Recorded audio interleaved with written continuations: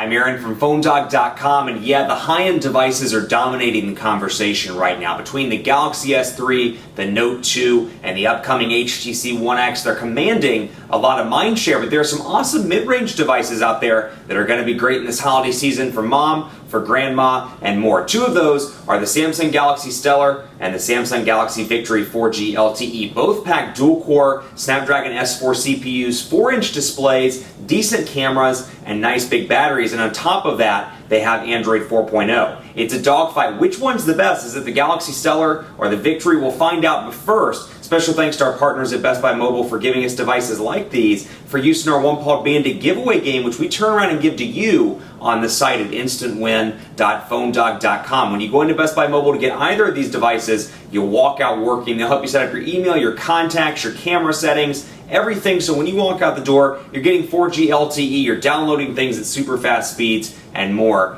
at Best Buy Mobile. Let's take a look. Stellar, Victory, which one will walk out with the gold medal? We'll find out in the dogfight, which rolls right now. The mobile conversation lately has been centering around high-end devices like the Galaxy Note 2, the Galaxy S3, the One X Plus, but you know what? Those aren't for everybody. You know, we all love our high-end devices, but perhaps for a first-time smartphone buyer, or hey, even a 16, 17-year-old getting their first smartphone, getting their car, their license. Now it's time for a smartphone, but mom and dad don't want to spend $199 or $249 for a device. This can be a great option for a lot of different people. It's a dogfight between the Samsung Galaxy Stellar on Verizon Wireless and the Samsung Galaxy Victory 4G LTE, definitely a mouthful in the name department, on Sprint. Both of these devices are available now. This one at Verizon is free with a 2-year agreement. This one is $99.99 at Sprint. Granted, I'm sure you can find it for less than $100 through third-party retailers, but already into this dogfight, a minute in, and I can tell you that's going to be a sticking point because you're looking at these devices, and for the most part,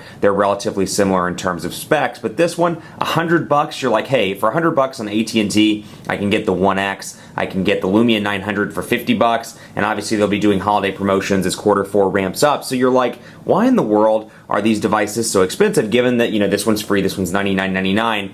It's going to be one of those things. I think Sprint will price it for that for a period of time, then they'll use holiday promotions to bring it down to $49.99 or maybe $29.99, or actually rarely do devices hit the $29 price tier. It'll probably go down to free. But to give you a quick recap of specs here, we've got a 1.5 gigahertz dual-core Snapdragon S4 CPU over here, MSM 8960. Now here's what's interesting. Over here, it's also I'm sorry, I said 1.5 gigahertz, 1.2 gigahertz on both of these devices. This is also a dual-core Snapdragon S4 CPU, but they bill it as a light CPU. But what's funny is both of these are billed as 1.2 gigahertz dual-core Snapdragon CPUs under the MSM 8960 code. So, but this one, for whatever reason, is billed as a light CPU. This one is not billed as a light CPU. So it's one of those weird processor naming schemes where I'm not quite sure why they did that, but we'll take a look in part 2 in quadrant standard and see which one comes out on top, so stay tuned for that.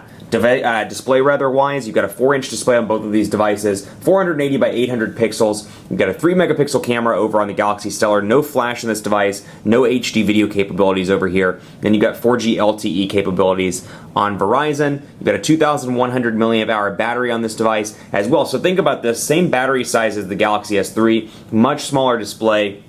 Internals are much smaller in terms of camera, in terms of that, so I would imagine battery life to be pretty decent. We'll talk about that in part 2. Now over here, a little bit of a different design, as you can see on both of these devices. No physical camera button over on the Galaxy Stellar. You do get a physical camera button over on the Victory 4G LTE, and the power button has been moved to the top over here. Like I said, 1.2 gigahertz dual-core CPU, 4-inch display over here, 5-megapixel camera on this device with 720p HD video recording. So if you're debating between these two devices and camera is important to you, then it's most likely going to be the Victory. The Victory is going to be the Victory. I had to make that joke, I'm sorry. 5-megapixel camera here with 720p HD video recording. Also has a 2,100 milliamp hour battery, and it's running Sprint's 4G LTE, hence the name, in select markets that support Sprint's 4G LTE. Charlotte is not one of those markets just yet. It's supposed to get it by the end of 2012, along with a slew of other markets that were announced prior to the iPhone 5 launch. Now you can see some design differences like I was saying. Volume rocker on both sides over here, micro SD card slot on both of these devices in the same spot, and then micro USB charging port down at the bottom in the same spot, along with a 3.5mm headphone jack up top on both of these devices. They're also both running Android 4.0, also known as Ice Cream Sandwich with TouchWiz, Samsung's proprietary user interface, but you'll see some differences with the buttons down here. Now both buttons are capacitive, and this is what throws you. These look like physical buttons, and obviously when you get up close, I'll show you, and we'll wait for it to focus in so you can take a look here. They look like physical buttons, and so you intend to press them down, and just kind of by default, I don't know if it's a subconscious thing, you have a tendency, at least for me, and I've noticed in a couple of other people that have worked with this device, you kind of do what I call the old man thing, where you push it down, and because you expect it to be a physical button, you're pushing it down like a physical button, or like a home button on the iPhone, or like a home button on the Galaxy S3. You expect it to be a physical button, and you're like, wait a second, these are capacitive just because of the way that they're laid out. But you have a menu, a home, and a back button. Of course, press and hold the home button, excuse me, I can't talk today, and you can access recent applications. Back here, you've got back, home, recent applications, and then of course a dedicated menu button here as well, which is a little bit different given Android 4.0, also known as Ice Cream Sandwich's ability to do on-screen buttons. We've seen that with a lot of recent devices, the Motorola devices, and more, so it's kind of weird to see a physical menu button over here, at least in the position that it's in on the Galaxy Stellar, all the way over here to the right, as opposed to the Galaxy Note and the Galaxy S3 where it's over on the left. But let's talk a little bit about user interface here. 7 home screens on both of these devices, and despite running 1.2 gigahertz dual-core CPUs, which I can't believe I'm even saying that like it's a bad thing, but you know, in today's market, that's considered a mid-range processor.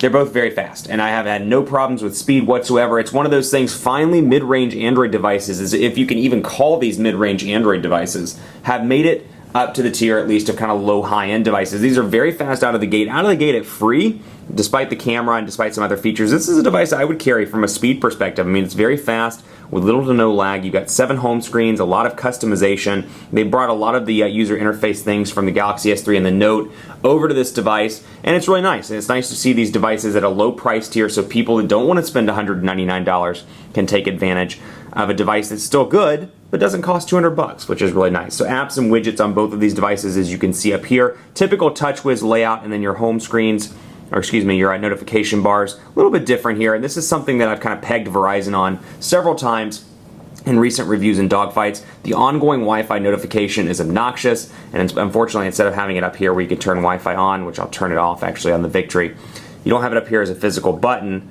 You've got it over here, and then of course you can scroll over and access some different stuff over there. We'll turn that back off.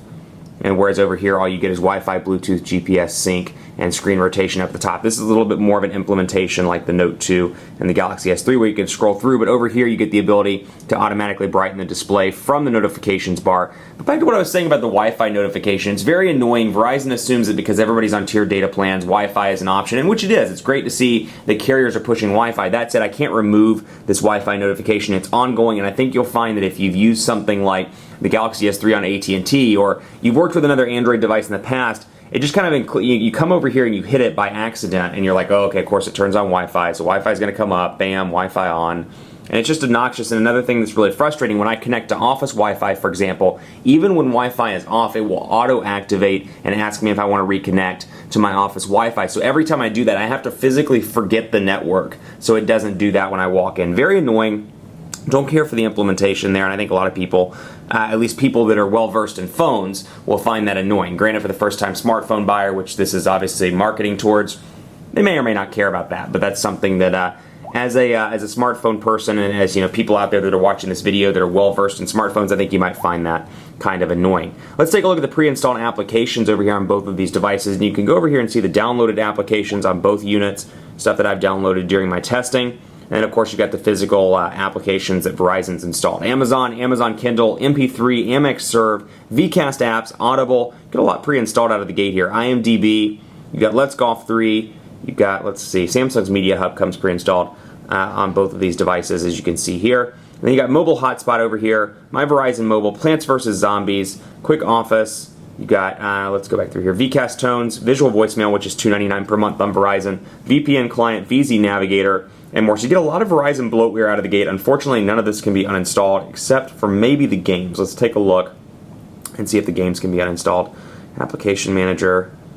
Let's see. Maybe I have hope. Maybe one of the games can be uninstalled. It looks like, unfortunately, the games cannot be uninstalled, and then with these, it's just uninstalling the updates and not the actual application. So kind of annoying there. On the Sprint side, you don't get a whole lot out of the gate. You do get some stuff. We'll come over here and take a look. As you can see, you've got Sprint Hotspot, Sprint ID, Sprint Zone, and then you've got VPN Client, which is a Samsung thing, because I believe both of these devices are Samsung approved for enterprise, which is nice. Google Wallet over here as well. They may or may not be. I have to double check on that because they were changing some of that stuff around. But Google Wallet over here, and then so again, not a whole lot of Sprint stuff out of the gate. And then you can go into settings over here to applications, and you can see the stuff that I can uninstall from here. So it looks like all that Sprint stuff is unable to be uninstalled. Sprint Zone, you don't like it, too bad, it's got to stay on the device. Now this is something that really is, I see marketing towards first-time smartphone buyers. The Galaxy Stellar really talks about this in advertising. There's a home screen mode, as you can see here, and you can change the mode from standard mode over to starter mode. So if you're buying this for grandma, you're buying this for your mom, and she's totally new to smartphones,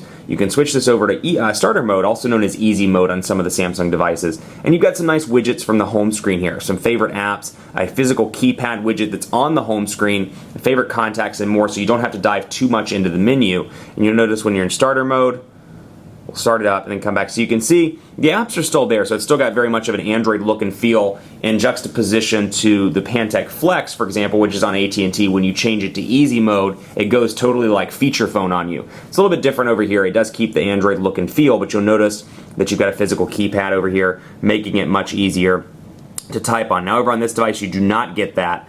You don't get the easy mode. That's not to say that this isn't, it's particularly hard to use, because TouchWiz, I think, within itself is great for a first-time smartphone buyer. That said, this is a nice little touch, and it's great to see that stuff over on this device. And before I say that, let me just make sure that those widgets aren't on the Victory 4G LTE. I didn't think they were, but I just wanted to double check. No keypad widget or favorites widgets, or I should say favorite apps widget, rather, over on this device. But 7 home screens on both. Let's take a look at messaging on both of these devices, and we'll load up a new one, and you can see here on both Samsung keypad, 4-inch display, relatively easy to type on if you're coming from something with a 3.2 to 3.7-inch display. We'll do a quick test here, and we'll say the Quick Brown Fox is, what's Quick Brown Fox? Enjoying the fall weather. And what it's doing is there are 2 different input types here. You've got the Samsung keyboard, and then you have a swipe-like input thing that you can do on both of these keyboards. And hey there is not a valid recipient. Let's just go ahead and switch that. Or we'll just do the Quick Brown Fox. Quick Brown Fox.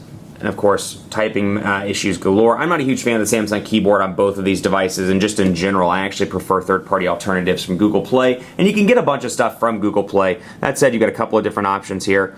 You can see Samsung keyboard. And even though Google Voice Typing is the only thing that comes out of the gate, you do get that swipe-like input on both of these devices, which you can turn off in the settings if you so desire. But again, 4-inch display, portrait to landscape transition, relatively responsive on both of these devices. Little to no lag. Been really impressed with that. And that said, you can download SwiftKey. You can download my favorite keyboard. There's a Jelly Bean keyboard that I downloaded on all my Android devices. I believe it's by John T-A-M-I or Tammy, John Tammy.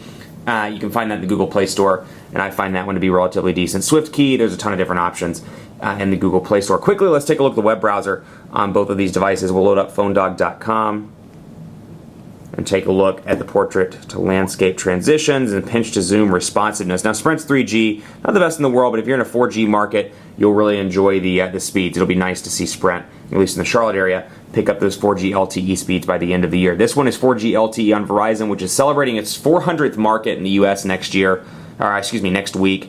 And again, portrait to landscape transition, nice and fast, pinch to zoom, relatively responsive on both of these devices, no lag whatsoever. So again, just because these devices are free and $100 respectively doesn't mean you're sacrificing a ton of features and a ton of performance. Obviously, you're not getting a huge HD display or an 8-megapixel camera, or maybe you're not getting Jelly Bean. But what you're getting is a nice smartphone that just because you're paying even free or $100 doesn't mean it's skimping out. Doesn't mean it's some crappy 800 megahertz processor, or it's running Android 2.2 where everything else is on Android 2.3 or Android 4.0. It's nice to see a device that rolls out of the gate, a starter device, an entry-level or a mid-range device in a lot of respects, running out of the gate with ice cream sandwich, with some decent specs, with a dual-core processor, a device that's relatively responsive across the board. Stay tuned for part 2. We'll have speed tests both on the network side and on the physical device side. We'll have camera tests and more. It's a wild dogfight. Who's going to win? Find out in part 2.